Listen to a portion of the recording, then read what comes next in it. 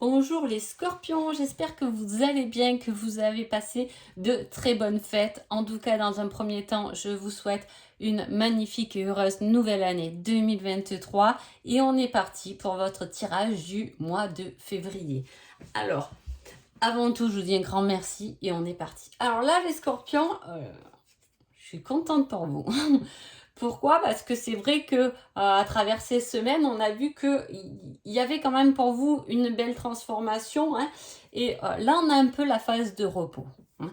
Et j'ai envie de dire tant mieux, hein, après la bataille, le repos, hein. Et c'est ce que ce mois va vous emmener, hein. Là, ce sera un mois où on a un peu envie de sentir ses émotions, sentir son intuition, prendre du temps pour soi, hein, rechercher du plaisir, mais à la fois d'être dans la contemplation des choses, hein, dans la méditation pour obtenir plus de clarté, mais vraiment quelque chose qui nous appartient et qui nous fait plaisir, hein.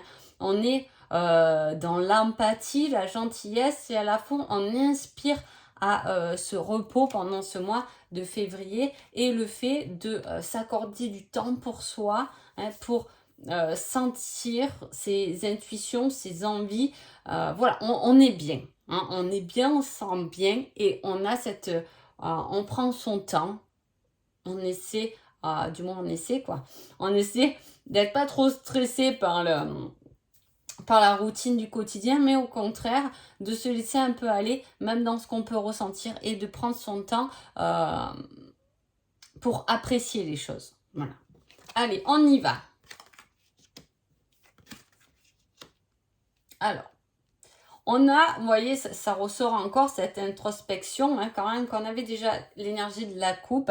Il y a un engagement instable, c'est-à-dire qu'il peut y avoir un engagement par rapport à votre travail, par rapport à vos amours. Alors, si c'est un engagement qui est instable au niveau du travail, qu'on ne sent pas bien, dans ce cas-là, on va pouvoir se tourner vers notre autre qui peut être en soutien pour nous dans ce cas-là, hein. Soit ça va être un engagement instable au niveau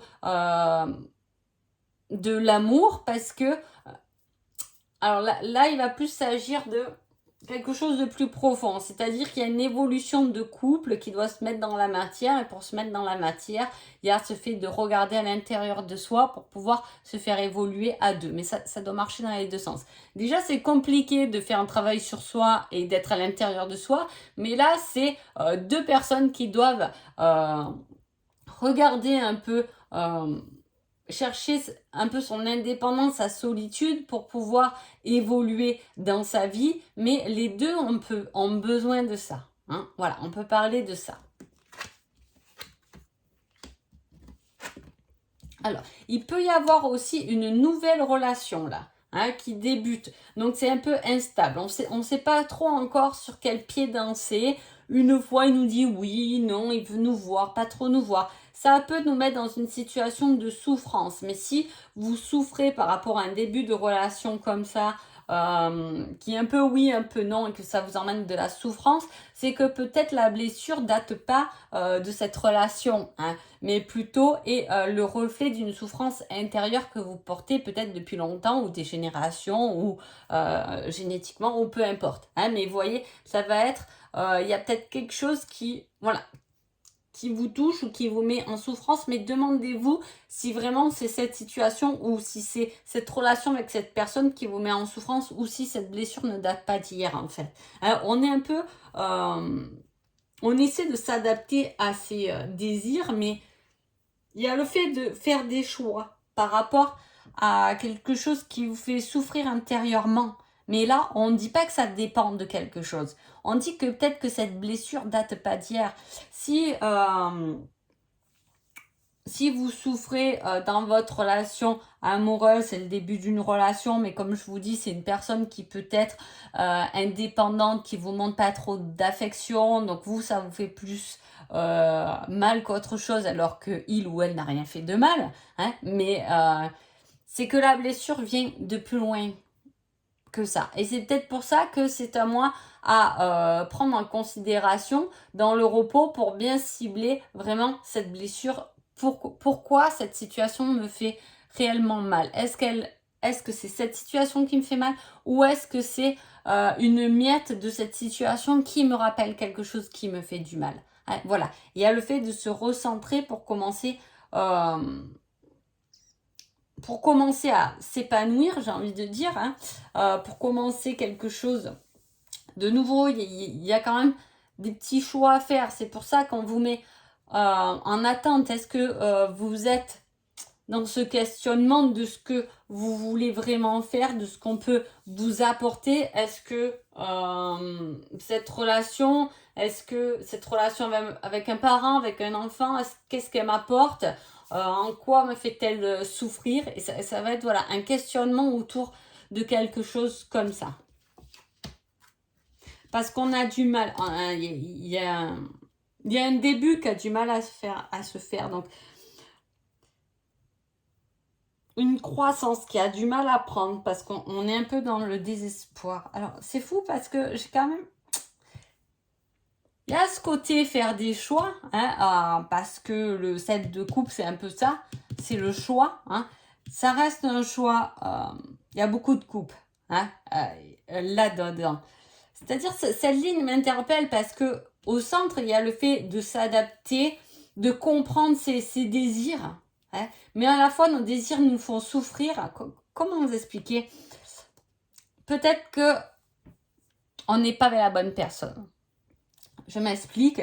On a deux personnes. Là, autant on a un amour spirituel qui a cette capacité de croissance, mais qui reste un peu intérieur. Et en même temps, on a ce relationnel, cette passion qui là aussi. On peut avoir, voilà, on peut être dans un cas, une triangulaire.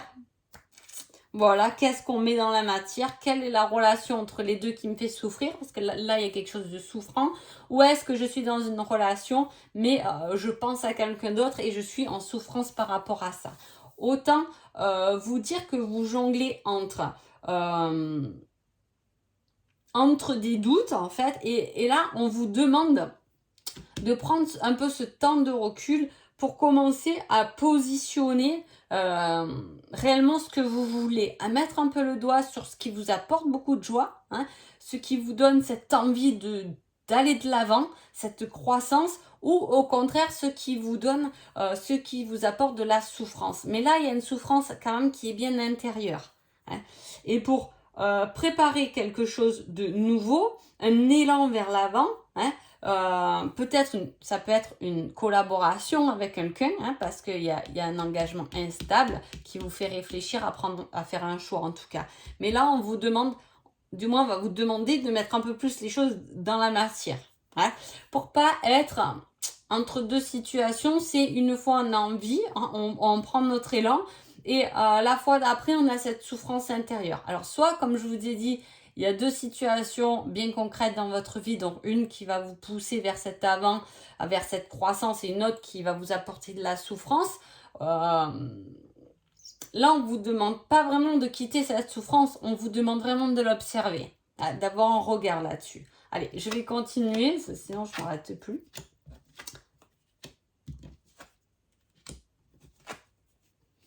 On vous dit vraiment qu'on vous met quand même en alerte sur le fait de prendre un temps de pause quand même, parce que ça va vous permettre d'y voir plus clair. Hein. Parce que comme je vous ai dit, on peut avoir le cerveau envahi par des choses pas vraies, on me dit. Alors, par rapport à une routine, mais au fond, on a autre chose en tête. Vous voyez ce que je veux dire? C'est une image, en fait. On est attaché à une image, mais au fond, c'est pas vraiment ce qu'on veut. Ah, et il y a cette nuance un peu. Hein. Vous pouvez avoir... être éloigné de quelqu'un qui crée quand même de la dépendance. Donc c'est pour ça que je vous dis, vous pouvez peut-être penser à quelqu'un qui est peut-être loin de vous ou que ça avance pas comme vous voulez. mais ça crée de la dépendance, ça vous prend du temps en fait, alors que vous avez d'autres choses à faire. En tout cas, l'hiver est bien concret là, et bien marqué pour vous. Donc on a bientôt fini hein, l'hiver. Je sais plus, je sais jamais les dates des saisons, c'est une catastrophe. Est-ce que pour les fêtes de fin d'année, on s'est aperçu qu'on dépendait de quelque chose qui était du coup un obstacle? Et je vous dis, il y a un manque de libération là, il y a une blessure déjà qu'on ne voit pas correctement. En tout cas, ça avance, lentement mais sûrement. Hein. On a ce côté professionnel aussi qui ressort comme quelque chose qui se met en alerte. Il peut y avoir un arrêt de travail. On peut être en repos par rapport à un arrêt de travail. On vous alerte là, où votre corps commence à vous faire mal, on vous envoie des alertes. Hein, pour prendre du temps, pour prendre une pause. On en a trop fait, il est temps de se poser. On peut s'éloigner de quelque chose qui nous faisait tourner en rond, d'un schéma. On a du mal à se sortir de quelque chose, d'une situation qui se répète. C'est lentement, quoi. Hein. Lentement. Hein. Lentement. Et pourtant, il y a des signes hein, concrets qui doivent vous faire réagir. Mais je vous dis, si vous êtes comme ça emmagasiné dans une routine bien active ou quoi, on n'y voit pas très clair. Allez, on va voir avec le sentimental. Il y a encore l'illusion qui sort, le choix. L'hiver, encore une fois.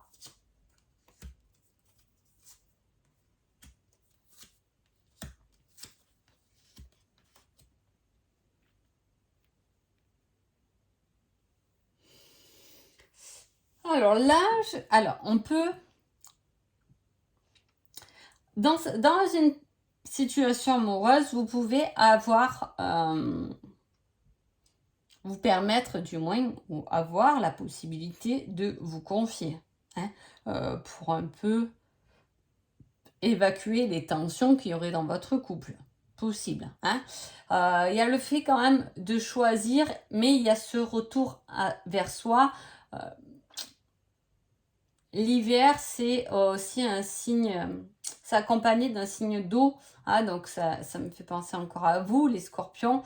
Voilà, il y a ces émotions qui sont là par rapport à quelque chose dont on croit qu'il n'est pas vrai, mais quelque chose de toxique. Alors, autant dans le sentimental, il y a quelque chose de plus rapide, hein, qui arrive comme une surprise pour vous, quelque chose qui va vous apporter plus. Ou qui va peut-être vous donner la possibilité de choisir si on est entre deux. Hein. En fait, j'ai l'impression qu'on peut être, hein, c'est une situation, mais vous pouvez être avec quelqu'un qui est toxique, mais je n'ai pas l'impression que c'est vraiment toxique, quelqu'un qui est enfermant pour vous. Hein, ou voilà, cet effet d'image en fait, mais il manque la profondeur de cette relation. Hein, et à la fois vous faire des idées ou penser à quelqu'un d'autre, mais alors là, il est tombé la grande de taille. Quelqu'un de grand. Voilà, vous pensez à quelqu'un peut-être qui vous pensez qui vous aime pas, et ce serait peut-être quelqu'un qui vous aimerait dans ce cas-là, qui pourrait vous remettre justement de la profondeur des papillons dans le ventre. On a envie d'atteindre cette sensualité là, qui n'est peut-être pas vraiment présente. Hein. En tout cas, il y a une relation qui est protégée. Hein. Ou qui vous protège du moins de quelqu'un ou d'une autre situation. Allez, je vais prendre un autre indice là pour la surprise. La barbe. Alors là, vous avez quand même deux indices sur une personne. Alors voilà, prenez-le selon votre situation, comment ça vous parle. On vous parle d'une personne de grande taille et on vous parle d'une barbe. Est-ce qu'il y a une personne de grande taille avec une barbe à laquelle vous pensez, ou c'est la personne avec qui vous êtes justement? En tout cas, il y a quelque chose qui se dégage. C'est comme si dans votre relation, hein, ou dans votre relation, on était vraiment, voilà, ça manque de profondeur, hein, c'est pas vivant, et on a une autre situation qui arrive derrière qui va justement vous donner beaucoup plus d'émotion, hein, voilà. On est dans quelque chose de plat et après on a quelque chose d'émotionnel. Donc est-ce que vous êtes avec quelqu'un ou vous avez choisi quelqu'un où c'est un peu plat, effectivement, il y a quelqu'un d'autre qui doit arriver pour vous, pour justement réveiller d'autres émotions, plus de profondeur, hein, c'est possible. Si vous êtes célibataire, il peut y avoir aussi une rencontre, mais dans ce cas-là, je la mettrai fin février. Hein. Après,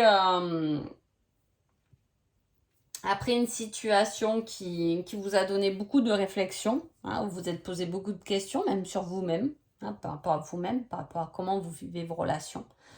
Et il y a une autre personne qui arrive, mais alors dans ce cas-là, comme je vous dis, ce sera plutôt fin février. Ça peut être une grande personne avec une... Alors là, ce serait un homme, hein, c'est avec la barbe.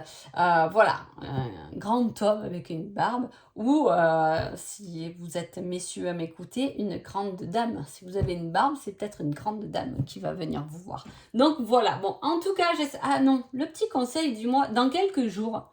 Vous voyez, il y a quand même de l'action, même s'il y a une problématique qui est longue à se résoudre. Je pense que c'est une problématique qui ne date pas d'aujourd'hui, hein, d'un moment, hein, qui est longue à se résoudre. Je vous dis, le bon questionnement à avoir, c'est pas je suis en souffrance par rapport à cette personne, par rapport à cette relation, par rapport à cet événement, mais plutôt cet événement, cette personne ou cette situation me ramène une blessure intérieure, et c'est plutôt là où vous devez mettre le doigt dessus. Hein.